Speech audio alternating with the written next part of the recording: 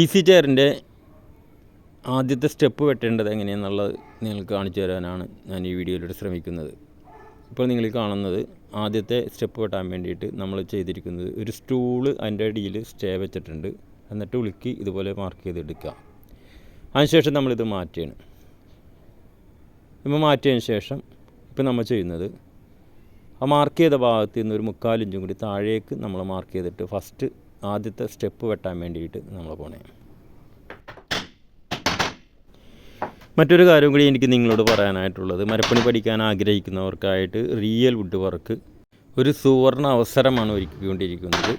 കാരണം എന്താണെന്ന് വെച്ചാൽ ഈസി ചെയർ പണിയുന്നതിൻ്റെയും അതുപോലെ സ്റ്റൂൾ ചെയർ പണിയുന്നതിൻ്റെ എല്ലാം ഫുൾ വീഡിയോകൾ നിങ്ങൾക്ക് പഠിക്കാൻ തക്കവണ്ണം ഞങ്ങൾ അപ്ലോഡ് ചെയ്തിട്ടുണ്ട്. അപ്പോൾ ആ വീഡിയോകളെല്ലാം നിങ്ങൾ സെർച്ച് ചെയ്ത് കാണുക.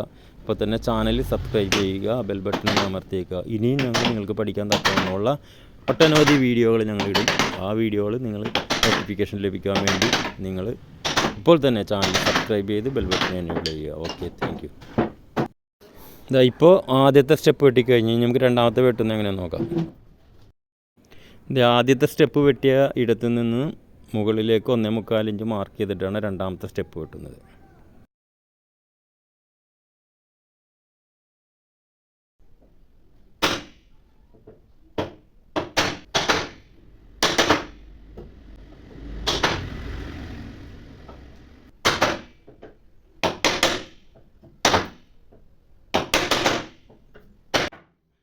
ഇനി മൂന്നാമത്തെ സ്റ്റെപ്പ് വെട്ടാനായിട്ട് അവിടെ നിന്ന് ഒരു 1.25 ഇഞ്ചും കൂടി മാർക്ക് ചെയ്യുക. എന്നിട്ട് ആ സ്റ്റെപ്പും വെട്ടാം.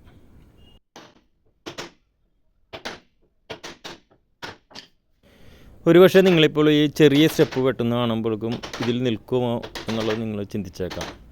ഈ ചെറിയ സ്റ്റെപ്പ് മതി ഇതുമ്പോൾ നിൽക്കാൻ. കാരണം എന്ന് വെച്ചാൽ ഇതിൻ്റെ മുകളിൽ വരുന്ന ഇരുത്തിൻ്റെ അടിവശവും കൂടി നമ്മൾ ഇതിൽ ലോക്കാകത്തക്ക രീതിയിലാണ് നമ്മളത് ചെയ്തിരിക്കുന്നത്.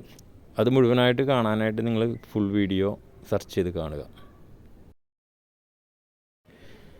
ഇപ്പോൾ നമ്മളിപ്പോൾ ഇവിടെ മൂന്നാമത്തെ ഇരുത്തും നമ്മൾ വെട്ടിക്കഴിഞ്ഞിട്ടുണ്ട്.